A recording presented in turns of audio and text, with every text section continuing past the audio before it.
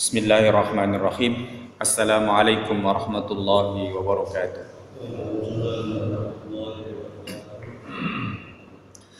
Alhamdulillah. Alhamdulillahilladzi anzala as-sakinata fi qulubil mu'minin liyazdadu imanan ma'a imanihim. Asyhadu an la ilaha illallah wahdahu la syarikalah wa asyhadu anna Muhammadan abduhu wa rasuluh la nabiyya wa la rasula ba'da. Amma ba'du. Qala rabbi shrah li sadri wa yassir li amri wahlul 'uqdatam min lisani yafqahu qawli. Subhanaka la ilma lana illa ma 'allamtana innaka antal alimul hakim. Qala Allah ta'ala fi kitabihil karim, a'udzu billahi minasy syaithanir rajim. Bismillahirrahmanirrahim. Ya ayyuhalladzina amanu taqullaha haqqa tuqatih wa la tamutunna illa wa antum muslimun. Hadirin sidang jamaah salat subuh Masjid Darussalam yang dirahmati oleh Allah Subhanahu wa ta'ala. Semoga setiap tapak langkah kaki kita menuju rumah Allah Subhanahu wa ta'ala ini menjadi sebab Allah Subhanahu wa ta'ala mengangkat derajat kita, menghapuskan dosa-dosa kita, melipat gandakan kebaikan-kebaikan kita, dan memasukkan kita ke dalam golongan hamba-hamba yang mendapatkan ridho dari Allah Subhanahu wa ta'ala. Amin, amin ya rabbal alamin. Mari kita senantiasa banyak-banyak bersyukur kepada Allah Subhanahu wa ta'ala, karena memang tidak ada sikap yang paling tepat bagi seorang hamba terhadap Allah Subhanahu wa ta'ala kecuali hanya dengan bersyukur. Sebagai contoh, kita ini dikaruniai oleh Allah Subhanahu wa ta'ala tonggak atau pilar daripada kehidupan yang disebut dengan nafas. Para ahli mengatakan bahwa satu kali kita menghirup napas, sekitar setengah liter udara masuk ke dalam tubuh kita. Dalam satu menit itu paling tidak ada 20 liter udara masuk ke dalam tubuh kita. Artinya di dalam satu hari ada 14.400 liter udara masuk ke dalam tubuh kita. Pada setiap liter 70%-nya terdiri dari nitrogen dan 30%-nya terdiri dari oksigen. Kita menghitung yang sedikit saja, yaitu oksigen. Kalau 30% dari 14.400 liter, maka paling tidak dalam satu hari kita membutuhkan 2.880 liter oksigen. Kalau dihargai dengan harga oksigen yang paling murah,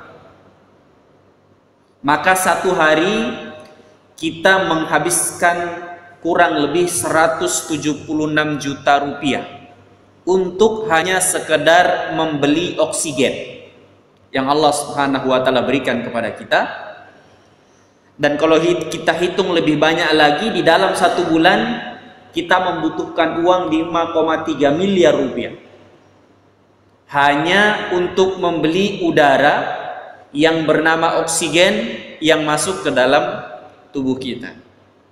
Siapa di antara kita yang bergaji 5,3 miliar di dalam sebulan untuk kemudian membayar 30% udara yang masuk ke dalam tubuhnya? Maka memang tidak ada sikap yang paling tepat bagi seorang hamba kecuali menerima pemberian yang agung itu sekaligus memberikan pengakuan. Itulah yang disebut dengan syukur. Alhamdulillah, segala puji bagi Allah Subhanahu wa ta'ala. Itu baru nikmat yang zahir, yang jelas kelihatan. Belum nikmat yang kemudian begitu agung, yaitu nikmat iman. Di saat begitu banyak orang yang pada jam-jam ini masih tertidur, atau bahkan sudah bangun tetapi sudah disibukkan oleh dunia, tapi Allah Subhanahu wa ta'ala meringankan langkah kaki kita menuju rumah Allah Subhanahu wa ta'ala, membaca nama-namanya, berzikir dengan asma-asmanya yang mulia, ditunaikan 2 rakaat salat sunnah yang kata Rasulullah lebih baik daripada dunia dan seisinya, lalu kemudian menunaikan 2 rakaat salat subuh, lalu kemudian kita berduduk-duduk bersama di dalam majelis ta'lim untuk kemudian menunggu 2 rakaat salat sunnah syuruk, yang kalau kemudian dilakukan kata Rasulullah SAW akan mendapatkan pahala umrah dan haji taman sempurna. Itu adalah nikmat keimanan yang Allah Subhanahu wa ta'ala berikan kepada kita, yang kata Rasulullah sallallahu alaihi wasallam, tidak ada nikmat yang lebih besar untuk seorang hamba ketika telah melihat dirinya berada di dalam ketaatan. Hadirin sidang jamaah salat subuh Masjid Darussalam yang dirahmati oleh Allah Subhanahu wa ta'ala. Tema kita hari ini adalah menjaga keluarga dari fitnah akhir zaman. Saya beberapa waktu yang lalu mendapatkan tugas untuk survei untuk rencana pendirian tempat kursus di kampung Inggris Pare. Ketika kami sampai di sana, kami cukup dikagetkan ketika mendapatkan informasi dari teman-teman bahwa kampung yang sangat sulit untuk diduplikasi sistemnya itu telah terkontaminasi oleh penyakit masyarakat, penyakit sosial yang sangat berbahaya, yaitu LGBT. LGBT sudah masuk dengan secara terang-terangan. Beberapa di antara mereka bahkan telah mendirikan tempat kursus tersendiri. Dan kita tahu kampung Inggris ini adalah kampung yang didatangi oleh para pelajar di seluruh Indonesia dengan kedatangan yang penuh dengan kerelaan. Biasanya orang sekolah itu dipaksa. Ada konsekuensi-konsekuensi kalau tidak hadir. Tetapi di sana orang dengan sukarela, bahkan tidak ada absen. Kalau orang kemudian kursus, orang kemudian dengan senang hati datang. Kalau orang kemudian dengan senang hati datang, tapi kemudian ada pengaruh-pengaruh negatif yang bernama LGBT, tentu ini sangat meresahkan kita semuanya. Yang kedua, beberapa waktu yang lalu juga tidak sengaja mendengar berita kriminal di televisi bahwa di bumi Sumatera sana ada seorang ibu yang tega membunuh ketiga anaknya dengan cara diberikan racun. Anaknya masih balita, 3 orang, diracun. Setelah meracun anaknya dan memastikan mati, dia sendiri langsung bunuh diri. Setelah ditelusuri oleh yang berwajib, penyebabnya mungkin bagi kita sepele, tetapi mungkin juga bagi dia sangat-sangat besar sekali. Penyebabnya apa? Dia habis cekcok dengan suaminya, tidak kuat, lalu kemudian dia meracun ketiga anaknya, lalu kemudian dia sendiri bunuh diri.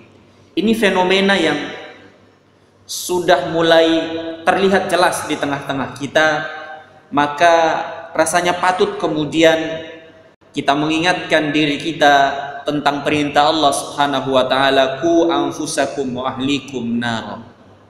Jaga diri kalian dan juga keluarga kalian dari hal-hal yang bisa memasukkan kalian ke dalam api neraka. Di dalam Al-Quran ada dua sosok yang Allah sebutkan. Pada dua sosok ini ada uswatun hasanah, yaitu contoh teladan yang baik. Ada dua kata contoh di dalam Al-Quran. Yang pertama qudwah, yang kedua adalah uswah. Kedua-duanya adalah contoh, kedua-duanya adalah teladan. Tapi kalau disebut qudwah, maka kita mencontoh bukan prakteknya, tetapi substansinya saja kemudian yang dicontoh. Misal kaum Nabi Musa itu juga mentaati aturan, taat kepada Allah Subhanahu wa taala. Di antara kemudian aturannya, cara mereka bertaubat adalah dengan cara bunuh diri. Nah, bunuh dirinya tidak kita ikuti, tetapi kemudian taatnya kepada Allah Subhanahu wa taala kita ikuti. Tapi ada dua nabi di dalam Al-Quran yang kita diperintahkan untuk beruswatun hasanah kepadanya, mencontoh. Uswah itu kalau disebutkan mencontoh bukan hanya substansinya tetapi juga prakteknya. Yang pertama tentu Nabi kita Sallallahu Alaihi Wasallam. Yang kedua adalah Khalilur Rahman, kekasih Allah Subhanahu Wa Taala, yaitu Nabiullah Ibrahim alaihissalam, yang secara khusus di dalam Al-Quran disebutkan keluarganya, disebutkan kemudian kegiatan-kegiatan keluarganya, agar kemudian menjadi contoh bagi kita semuanya di dalam menjaga keluarga kita masing-masing, terkhusus di tepi zaman, terkhusus di akhir zaman yang penuh dengan fitnah ini. Di dalam Quran surah Hud ayat 69, Allah Subhanahu wa taala mengisahkan kepada kita sebuah peristiwa yang sebelum kita masuk ke dalam peristiwa ini, kita mesti mengenal konteksnya, kapan ini terjadi, di masa Nabiullah Ibrahim alaihissalam. Nabi Ibrahim kita ketahui lahir dari keluarga yang tidak terlalu baik. Bapaknya atau pamannya di mana dia tinggal itu pekerjaannya adalah seorang pemahat patung, yang patung itu disembah. Sangat keras kepada Nabi Ibrahim, sampai dia pernah mengancam Nabi Ibrahim, kalau engkau tidak berhenti berdakwah, saya akan rajam kamu. Kalau Ibrahim tidak berhenti, dia diancam untuk dirajam, lalu diusir. Wahjurni maliyah, kata Al-Quran, pergi kamu dari sini. Ketika kemudian dia menghancurkan berhala-berhala kaumnya, dia dihukum oleh Raja Namrud dengan cara dibakar. Tapi Allah Subhanahu wa taala berfirman kepada api itu, jadilah kamu dingin, dan memberikan keselamatan kepada Ibrahim alaihissalam. Ada kekhawatiran Namrud kalau Ibrahim ini dibiarkan tinggal, tentu di daerah Irak itu, maka dia akan membawa pengaruh yang tidak baik buat rakyatnya Namrud. Maka dilakukan upaya untuk mengusir dia tanpa kemudian menyakiti Azar, bapaknya. Caranya gimana? Ibrahim dijanjikan, kamu masih mau tinggal di sini, tetapi akan dikejar-kejar, atau kamu memilih keluar dari kampung ini, lalu kami nikahkan engkau dengan wanita yang paling tercantik di kalangan kami. Ibrahim alaihissalam memilih untuk keluar dari kampungnya, tentu setelah menikah dengan wanita tercantik yang berada di negara, yang berada di kaumnya, yang bernama Sarah. Lalu mereka kemudian melakukan perjalanan pertama ke Turki. Maka para ahli sejarah mengatakan, kalau ingin melihat wajah Nabi Ibrahim, lihat orang-orang Turki. Ada jamaah yang bersama kami umroh itu berbisik-bisik, ya, di sebelah ada istrinya, dia berbisik-bisik kepada saya, Ustadz, kenapa kalau lihat perempuan Turki itu seperti lupa istri? Ya, saking cantiknya orang-orang Turki, kata jamaah ini, kalau lihat wajahnya lupa istri, kan. Ya, saya bilang aja sama istrinya. Siapa tahu dia mau punya madu orang Turki. Katanya nggak berani, Ustaz. Ya begitulah para bapak-bapak beraninya lewat belakang. Setelah tinggal di daerah Haram, di daerah Turki, beliau kemudian pindah ke Mesir. Saat itu Mesir diperintah oleh raja yang bergelar Firaun. Seluruh raja Mesir gelarnya adalah Firaun. Kita perlu tahu bahwa tidak semua Firaun itu jahat. Tidak semua Firaun itu seperti Firaun yang hidup pada masa Nabi Musa alaihissalam. Firaun yang hidup pada Nabi Musa tentu jahat, bahkan dengan kejahatan yang paling tinggi. Dia mengaku ana rabbukumul a'la, saya adalah Tuhanmu yang paling tinggi. Tetapi Firaun yang hidup pada masa Ibrahim adalah Firaun yang cukup baik, hanya memiliki satu kekurangan. Apa itu? Kalau melihat wanita cantik, otaknya konslet. Itu Firaun yang hidup pada masa Nabi Ibrahim. Maka ibu-ibu kalau melihat suaminya di jalan, matanya nggak bisa dijaga, teriaki aja Firaun. Tapi Firaunnya Ibrahim, bukan Firaunnya Nabi Musa alaihissalam. Konon ketika Firaun ini melihat wanita cantik, hanya akan melakukan dua hal. Pertama, kalau wanita ini belum menikah, langsung diambil menjadi istri. Yang kedua, kalau sudah menikah, suaminya dibunuh, yang kemudian wanitanya diambil untuk menjadi istri. Sarah sebagai wanita paling tercantik pada waktu itu membuat khawatir Ibrahim alaihissalam. Apa yang harus kita lakukan? Maka Ibrahim alaihissalam kemudian berkata kepada Sarah, nanti kalau Firaun manggil dan bertanya siapa kamu, maka jawab, engkau adalah saudaraku. Nah, kalau ada suami mengatakan kepada istrinya, engkau adalah saudara perempuanku, maka sebenarnya di dalam fikih itu dihukumi talak, dihukumi jatuh cerai, karena memanggil istri dengan panggilan yang haram untuk dinikahi, maka itu adalah kalimat cerai. Engkau seperti punggung ibuku, ya, itu haram diucapkan oleh seorang suami. Seperti Ibrahim alaihissalam mengatakan, kalau Firaun mengatakan siapa engkau, katakan engkau adalah saudara perempuan. Marah Sarah itu. Sudah lama hidup menemani Ibrahim kemana-mana, tetapi kemudian dianggap seperti saudara perempuan. Maka Ibrahim alaihissalam kemudian mengatakan, mulutmu mengucapkan saudara perempuan, tapi hatimu melanjutkan seiman. Saudara perempuan terucap, tetapi seiman di dalam hati. Nah, ini strategi buat bapak-bapak, karena tidak ada suami yang tidak pernah berbohong.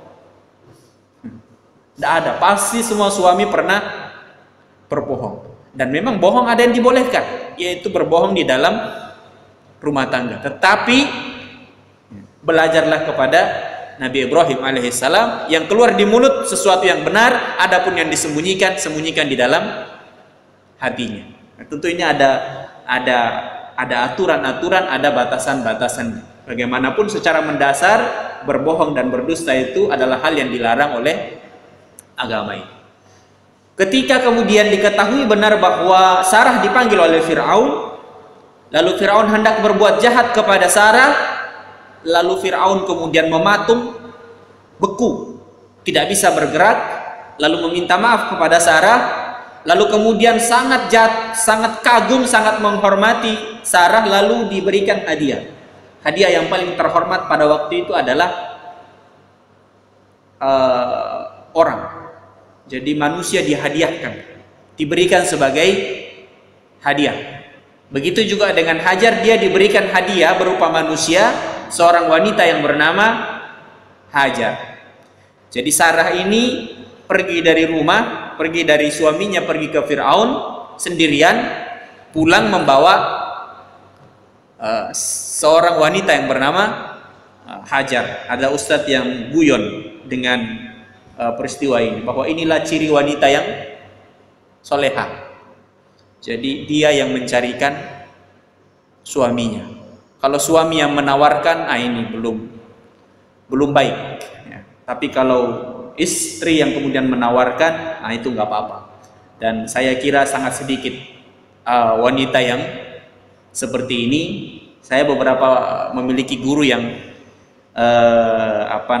betul-betul istrinya yang kemudian menawarkan, suaminya yang keder, ya, suaminya yang takut. Sudah, saya satu aja.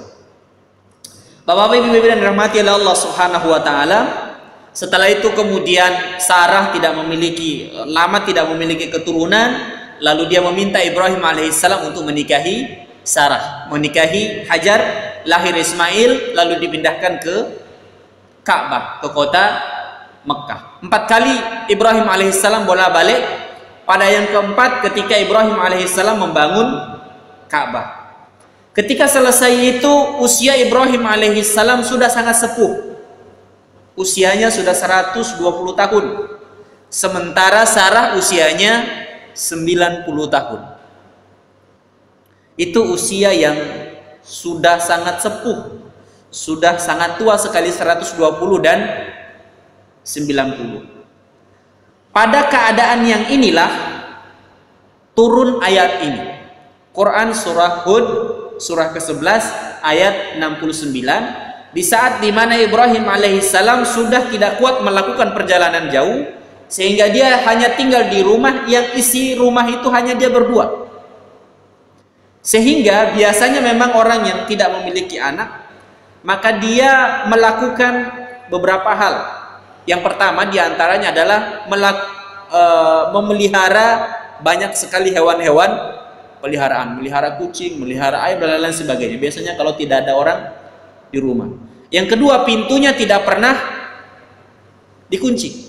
Pokoknya dibuka saja agar kemudian rumah itu tidak sepi. Konon Nabiullah Ibrahim alaihissalam itu rumahnya dibuka 24 jam. Jadi tidak pernah dikunci. Kalaupun malam gelap itu hanya ditutup, tapi siapa saja boleh masuk untuk kemudian bertamu. Nah, suatu malam, ini agak tengah malam, diceritakan di dalam Al-Quran pada ayat ke-69, walaqad ja'at rusuluna Ibrahim bil busra. Datang bertamu utusan-utusan kami. Para ahli tafsir mengatakan utusan ini adalah malaikat yang menyamar menjadi manusia. Perlu diketahui bahwa malaikat itu kalau menyamar menjadi manusia, maka dia akan menyerupai manusia yang paling tampan, manusia yang paling sempurna. Itu kalau malaikat menyamar menjadi manusia. Makanya di dalam hadis itu, ketika ada Jibril menyamar menjadi manusia pada hadis Arba'in nomor 2, itu digambarkan dengan laki-laki yang sangat sempurna sekali. Tidak ada yang mengenal, seakan-akan dari jauh, tetapi rambutnya seperti baru di sisi wajahnya itu tidak pernah terlihat lelah. Ya, wajahnya tidak pernah terlihat lelah. Konon ada 3 malaikat yang datang. Yang pertama adalah malaikat Jibril, yang kedua adalah malaikat Mikail, yang ketiga adalah malaikat Israfil. Ini 3 malaikat yang malam itu bertamu ke rumah Ibrahim alaihissalam, tetapi menyerupai 3 orang laki-laki, dan Nabi Ibrahim alaihissalam tidak mengetahui bahwa ketiga orang ini adalah sebenarnya malaikat. Biasanya orang yang bertamu tengah malam itu, kalau kita lihat sekarang, itu kebutuhannya paling tidak ada 2. Ada kebutuhan yang lain, tetapi paling tidak orang yang malam-malam datang ke rumah bertamu, kebutuhannya ada 2. Pertama, membawa berita duka. Ya, kalau tengah malam datang ngetok-ngetok, paling tidak membawa berita duka. Ada yang meninggal, ada yang kebakaran, atau apapun, berita duka. Yang kedua, mau ngutang. Nah, biasanya yang mau ngutang karena malu siang-siang, maka dia datang malam-malam. Jadi bertamu tengah malam biasanya membawa sesuatu yang tidak berkenan di hati. Tetapi Al-Quran mengatakan tamu pada malam itu bil busyra. Kalau wajahnya dilihat seakan-akan datang membawa kabar gembira. Qalu salama. Lalu para malaikat itu berkata assalamualaikum. Qala salam, dijawab oleh Nabiullah Ibrahim alaihissalam. Nah, ada perbedaan di dalam Al-Quran kata salaman dan salamun. Apa bedanya? Salama itu ucapan salam yang pendek, mungkin sekarang hanya assalamualaikum. Sementara salamun itu adalah ucapan salam yang panjang dan lengkap. Mungkin kalau sekarang di dalam syariat kita waalaikumsalam warahmatullahi wabarakatuh. Jadi disapa dengan assalamualaikum tetapi dijawab dengan waalaikumsalam warahmatullahi wabarakatuh. Ini pelajaran penting pertama yang harus kita biasakan di dalam keluarga kita. Kalau ada anak yang datang, kalau ada suami yang datang, istri yang datang dari luar masuk ke dalam rumah, kemudian mengucapkan salam assalamualaikum, maka biasakan untuk kemudian menjawabnya dengan jawaban yang lengkap. Waalaikumsalam warahmatullahi wabarakatuh. Kenapa ini kita sampaikan? Karena kisah setelah ini adalah kisah rumah tangga yang rusak. Ya, kisah rumah tangga yang rusak. Allah kemudian menggambarkan sebelumnya adalah kisah keluarga yang sempurna. Bagaimana kemudian menjadi keluarga yang sempurna agar terhindar dari keluarga yang rusak. Yang pertama ternyata sangat simpel sekali.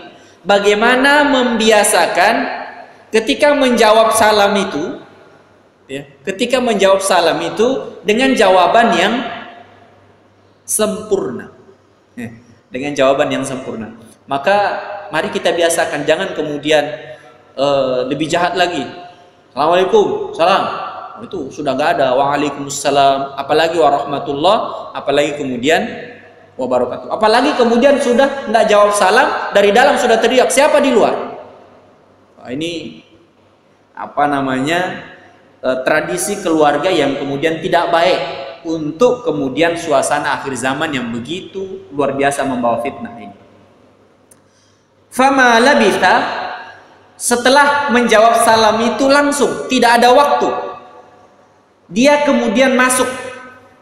Jadi setelah melihat tamu itu menjawab salamnya dengan salam yang sempurna, langsung dia masuk ke dalam rumah. Anja abi ijalin hanif, lalu balik lagi keluar membawa daging sapi muda bakar.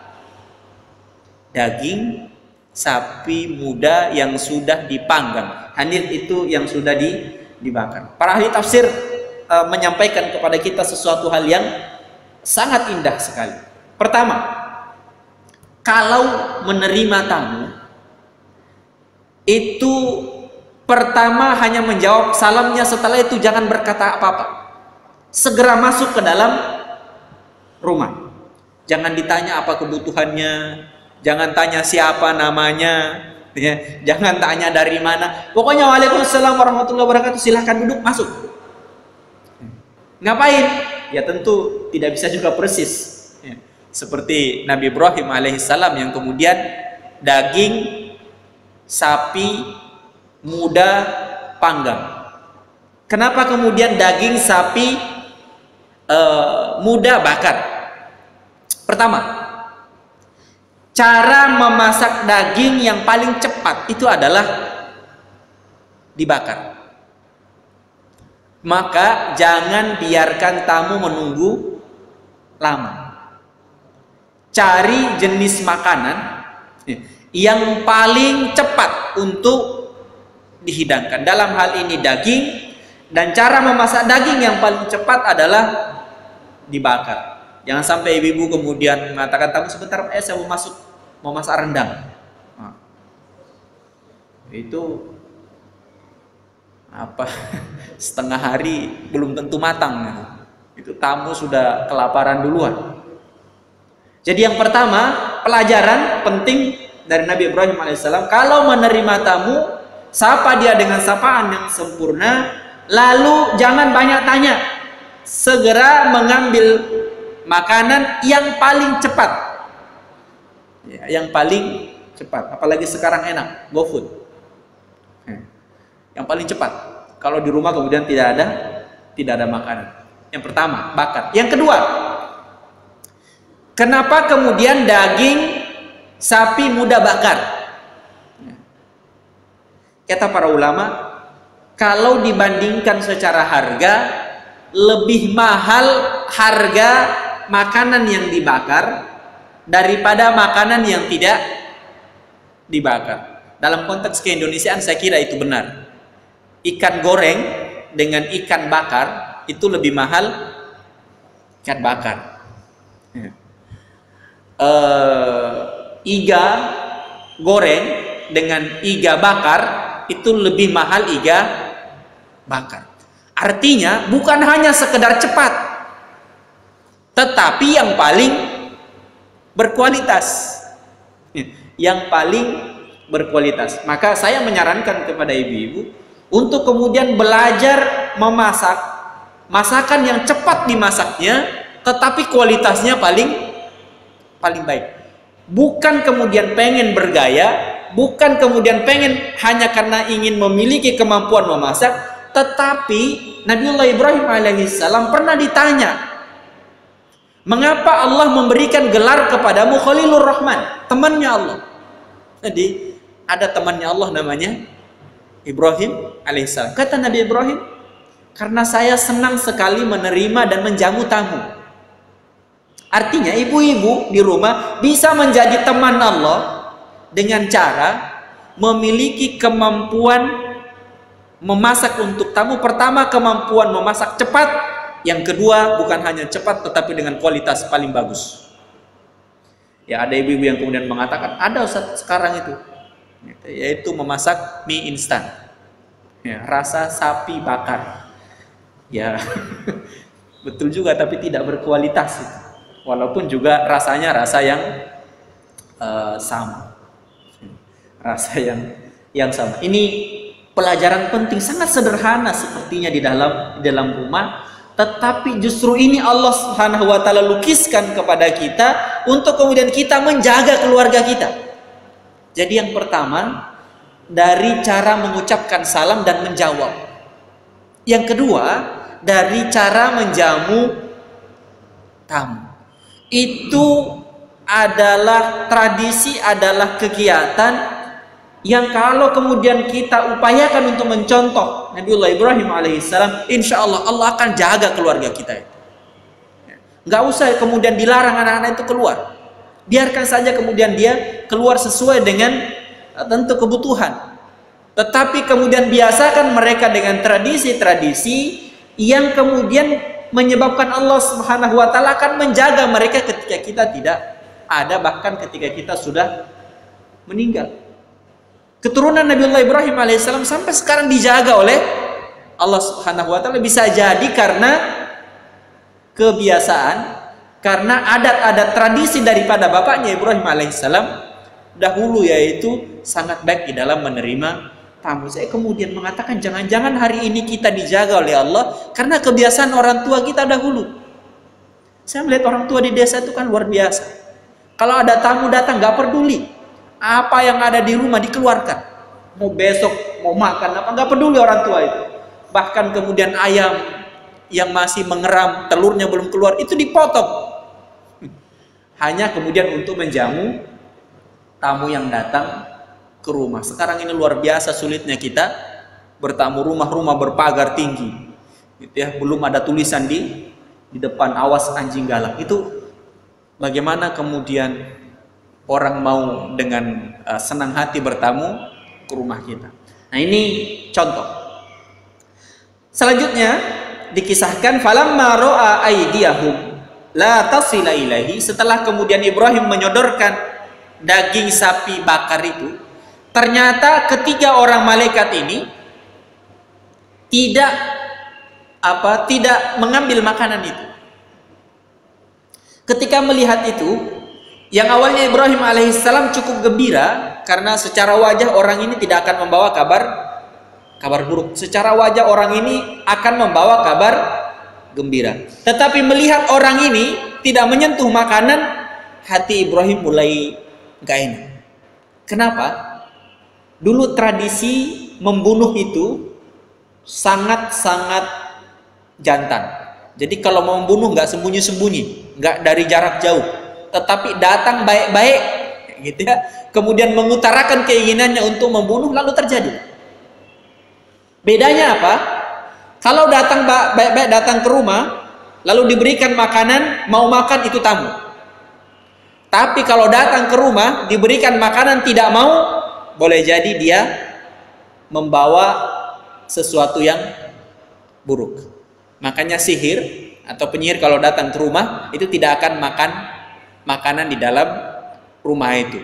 Makanya kemudian kalau kita bertamu, upayakan kalau ada suguhan tetap diambil barang-barang sedikit, gitu ya, untuk kemudian mengambil keberkahan daripada suguhan tuan rumah. Nah, hal ini kemudian membuat Ibrahim alaihissalam agak khawatir. Jangan-jangan orang ini hendak membawa sesuatu yang buruk. Di rumah ini cuma ada dua. Bayangkan, seorang laki-laki usianya 120 tahun dan seorang wanita tua berusia 90 tahun. Ini 3 orang anak muda, postur proporsional sempurna, wajahnya tampan sekali.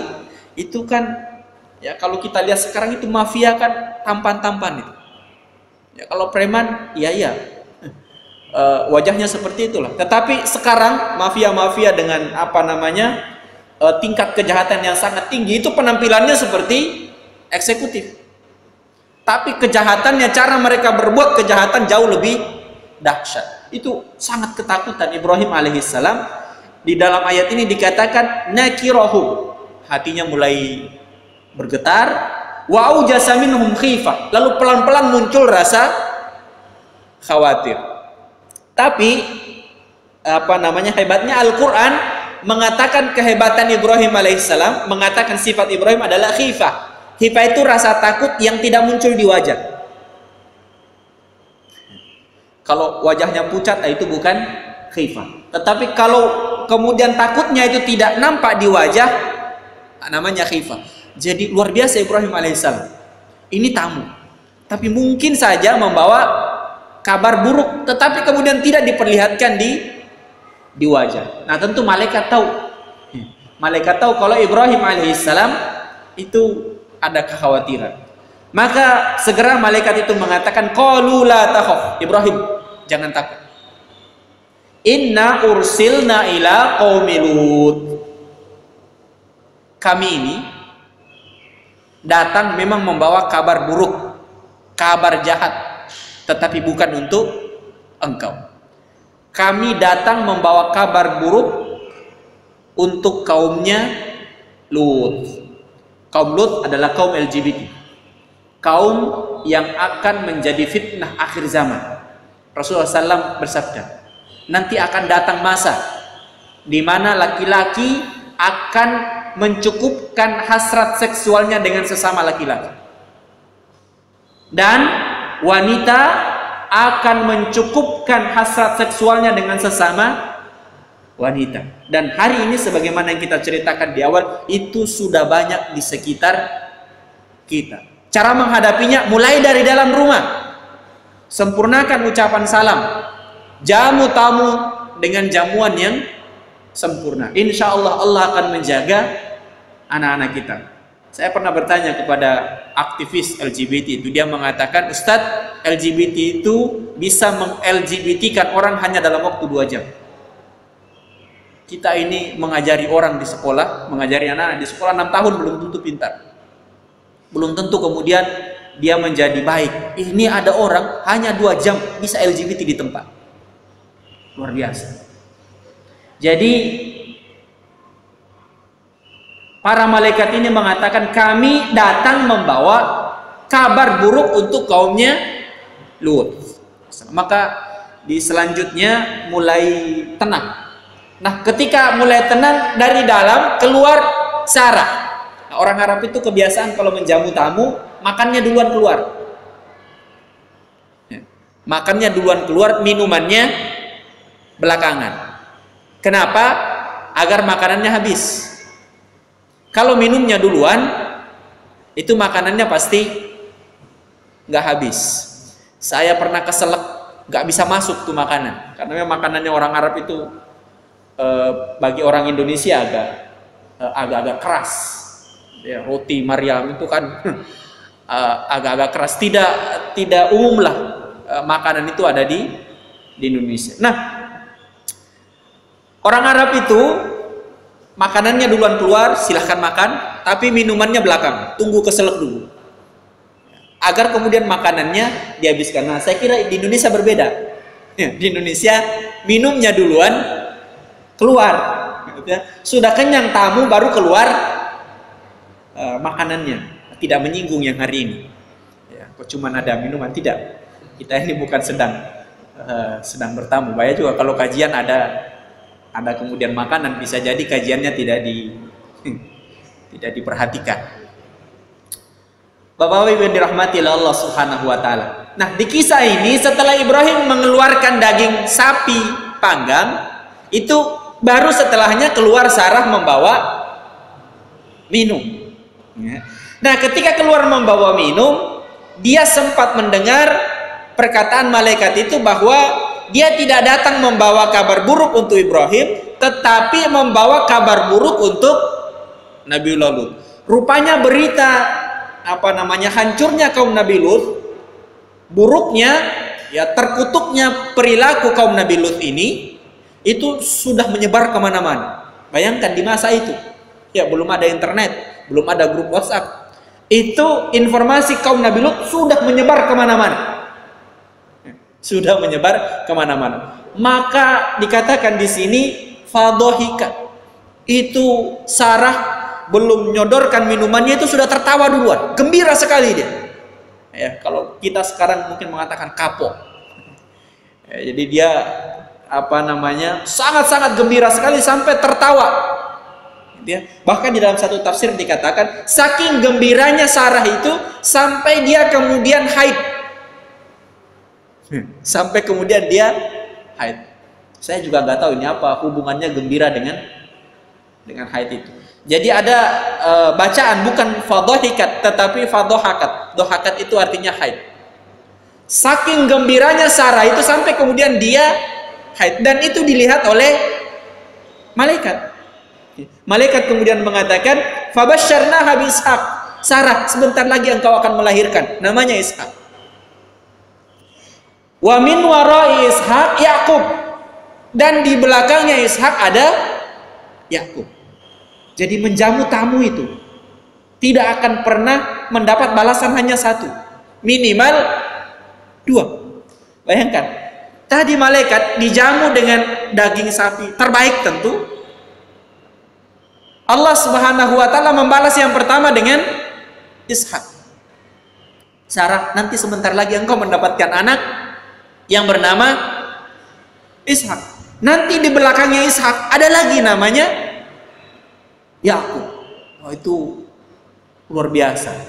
Jadi jangan ragu menjamu tamu, jangan ragu memberikan makan kepada orang lain, karena balasannya tidak akan pernah satu, paling tidak dua. Untung tidak disebutkan dan di belakang Yakub ada Yusuf. Untung tidak lagi disebutkan dan di belakang Yusuf ada Isa alaihissalam. Itu sangat-sangat luar biasa sekali. Maka diantara cara kita memperbaiki keturunan itu adalah dengan memperbaiki cara kita menerima tamu. Qalat ya wailata, lalu Sarah kemudian mengatakan, ya setelah kemudian dia gembira karena kaumnya Nabi Lut hendak diberikan kabar buruk, tetapi begitu mendengar nanti kamu akan memiliki anak yang namanya Ishak, di belakangnya namanya Yakub, giliran dia kemudian kaget lalu mengatakan, ya wailata, masa?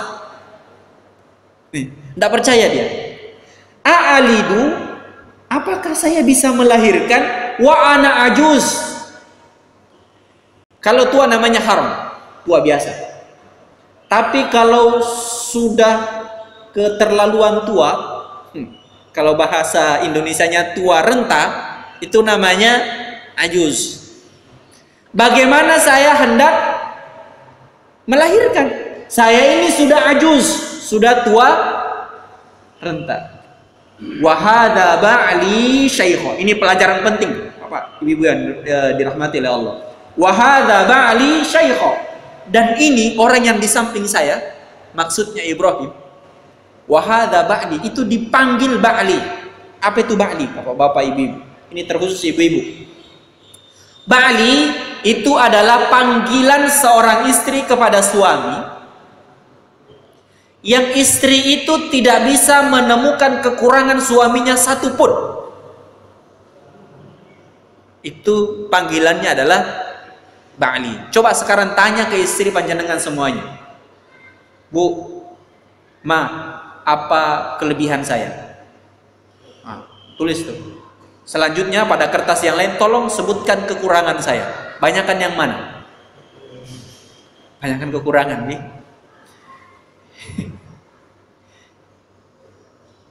Maka kemudian, walaupun kemudian banyak kekurangan, banyak kelebihan, tetapi ternyata panggilan di dalam keluarga, panggilan kepada suami, panggilan kepada istri, itu ternyata adalah sunnah yang baik untuk kemudian melahirkan keluarga yang bisa menghadapi kerasnya fitnah akhir zaman. Wahada ba'li syaikha. Mungkin kalau sekarang mengatakan dan pangeran hatiku ini. Jadi ba'li itu adalah panggilan yang istri tidak bisa menemukan kekurangan suaminya. Jadi dia hanya bisa menemukan kebaikan bagi suaminya. Itu luar biasa. Bagaimana bisa? Sudah usia 120 tahun, sudah 90 tahun, panggilannya masih panggilan sayang. Maka ini perlu ditradisikanlah di dalam keluarga. Saya selalu bertanya kepada istri, apa panggilan yang paling engkau sukai? Dan apa panggilan yang paling engkau tidak sukai? Kata istri, saya tidak suka dipanggil kamu. Tidak suka dipanggil kamu. Maka saya kemudian mengharamkan diri saya untuk memanggil kamu. Dan saya tidak suka Abi menyebut dirinya aku atau saya. Wah, ini apa? Perlu upaya. Ini saya kemudian lakukan. Kenapa? Karena ternyata itu bisa menyebabkan keluarga kita dijaga oleh Allah Subhanahu wa ta'ala. Kenapa anak kita itu di luar memanggil temannya dengan panggilan yang buruk? Mungkin karena di rumah ayah dan ibunya memanggil dengan panggilan yang tidak baik. Akhirnya kemudian terjadilah tradisi yang pelan-pelan membesar menjadi tradisi yang tidak baik. Inna hadza la syai'un najib, kata Sarah. Ini urusan kok aneh sekali. Kata para malaikat, atajabina min amrillah. Masa kamu merasa takjub dengan urusan Allah? Nah, ini juga pelajaran di dalam rumah tangga. Jangan pernah merasa takjub dengan urusan Allah Subhanahu wa ta'ala. Artinya merasa aneh dengan janji-janji Allah Subhanahu wa ta'ala. Jangan pernah mengatakan mustahil kepada janji-janji Allah Subhanahu wa ta'ala. Nah, sana pergi sholat subuh, nanti engkau akan mendapatkan umroh dan haji. Jangan sampai kita mendengar keluar dari mulut anak itu, masa? Tidak boleh. Kenapa? Atajabina min amrillah. Masa kita merasa ajaib dengan janji-janji Allah Subhanahu wa ta'ala? Bagi Allah itu adalah hal yang biasa saja, dan bagi orang beriman itu adalah janji yang memang tepat bagi orang yang beriman. Justru kemudian sangat aneh, gitu ya? Sangat aneh kalau kemudian ada yang mengatakan, nak sekolah nak, nanti kamu bisa bekerja dengan pendapatan yang baik. Itu aneh. Yang tidak aneh itu apa? Nak, bekerja engkau, sekolah engkau, nanti engkau akan memberikan surga buat bapak. Itu nggak aneh itu, karena memang Al-Quran Rasulullah SAW mengatakan hal-hal yang seperti itu. Jadi Sarah itu ditegur oleh malaikat, atajabina min amrillah. Masa engkau merasa takjub dengan urusan Allah? Jadi memang harus di dalam keluarga itu dibiasakan hal-hal yang menurut orang lain ajaib. Ya, lagi ngapain ini? Kita sedang mempersiapkan keluarga kita untuk selamat dari fitnah akhir zaman. Ini ngapain ini? Biar kita menghadapi Dajjal. Nah, jadi visinya adalah visi yang sangat jauh, visi yang besar. Jangan sampai kemudian di dalam keluarga dibiasakan hal-hal yang kecil, hal-hal yang biasa. Lalu keluarga Ibrahim kemudian mendapatkan doa dari para malaikat, rahmatullahi wa barakatuhu alaikum ahlal bait. Rahmah Allah, bayangkan ini. Jadi menyambut tamu, kemudian menjawab salam, panggilan di dalam rumah itu akan didoakan oleh malaikat rahmatullah. Semoga yang di dalam rumah ini mendapatkan rahmah wa barakatuh. Ya. Dan semoga kebaikan orang yang ada di dalam rumah ini melimpah ruah. Jadi tidak pernah berhenti. Berkah itu kan kebaikan yang tidak pernah berhenti, terus menerus dilakukan. Itu namanya berkah. Kalau makanan terus menerus namanya berkat. Ya. Tapi kalau kebaikan yang terus menerus namanya berkah. Jadi kalau terus menerus datang ke majelis talim, itu namanya barokah ilmu. Itu namanya barokah ilmu. Falamma dhahaba an Ibrahim ar-raw', ketika Ibrahim sudah lega sekali dia. Alhamdulillah, ini bukan untuk kita. Waja'athul busyra, dan dia mendapatkan kabar gembira selanjutnya, yujadiluna fi qaumi Lut. Tetapi Ibrahim alaihissalam protes kepada malaikat tentang rencana malaikat untuk membawa kabar buruk kepada kaumnya Lut. Jadi seorang yang beriman itu memang tidak suka orang lain binasa, apalagi mendoakan kebinasaan. Gak suka orang beriman itu. Orang beriman itu selalu berkata dengan perkataan yang baik dan mendoakan dengan doa yang baik. Maka saya sungguh memang tidak setuju dengan orang-orang yang kemudian mendoakan kebinasaan, dengan mendoakan keburukan untuk orang lain, gitu ya. Untuk kemudian yang sudah berdosa besar seperti itu saja, LGBT itu Ibrahim alaihissalam mendebat para malaikat itu. Kan masih ada kami, kata Ibrahim alaihissalam, masih ada sepupu saya Lut. Jadi Lut itu sepupunya Nabi Ibrahim alaihissalam. Masih ada sepupu saya Nabi Lut. Mengapa engkau datang sudah membawa kabar buruk? Dikatakan berjam-jam Ibrahim alaihissalam mendebat para malaikat itu agar kemudian siksa kepada kaumnya Nabi Lut itu nggak jadi. Masih ada kami, kata para malaikat, dan ini sifat yang harus dimiliki oleh bapak-bapak, ya, agar kemudian menurun kepada para ibu-ibu, agar kemudian menurun kepada anak-anak. Ini gombalan, ya, hiburan malaikat kepada Nabi Ibrahim alaihissalam. Inna Ibrahima lahalimun awwahun munib. Ibrahim, sudahlah, kamu nggak usah mengurus kaumnya Lut, itu urusan kamu. Allah memberikan sifat kepadamu. Yang pertama adalah halim. Apa itu halim? Halim itu adalah sifat yang berada di atas sabar. Sabar itu menahan, tetapi wajahnya ikut tertahan. Ya. Kalau kita nahan marah, wajahnya gimana? Kalau kita menahan keinginan, itu wajahnya gimana? Nggak enak. Nggak ada orang sabar itu wajahnya enak. Pokoknya itu gelap, pokoknya membatu. Rasulullah SAW kalau dalam keadaan sabar itu merah wajahnya. Ada sifat yang di atas yang lebih tinggi, namanya halim. Dalamnya sabar, tetapi luarnya senyum. Belajar, Pak. Jadi kalau sabar, tetapi luarnya senyum. Dimarahi istri, senyum aja. Beda itu rasanya. Saya pernah nanyain istri, bagaimana rasanya kalau memarahi saya, tapi saya membalasnya dengan senyum. Dua, senyum ngejek. Kadang suami itu kalau dimarahi ngejek. Atau senyum yang rasanya saya gak ingin marah lagi. Tapi kalau diajak itu marahnya tambah Tambah menjadi. Tapi kalau diberikan senyum yang disebut dengan halim tadi, yaitu sabar, tetapi kemudian yang keluar di wajahnya itu justru senyum, nah itu namanya halim. Nah, itu dibiasakan Pak di dalam rumah tangga. Jadi di atasnya sabar, di dalamnya menahan, tetapi di luarnya santai, lemes gitu ya. Tidak kemudian terlihat seperti orang yang menahan sesuatu yang berat. Melihat anak yang nakal itu dalamnya gemes sekali, tapi yang keluar itu Masya Allah anak soleh gitu ya. Ibu daripada imam besar Masjidil Haram, Al-Imam Abdurrahman As-Sudais, itu melakukan ini di waktu kecil.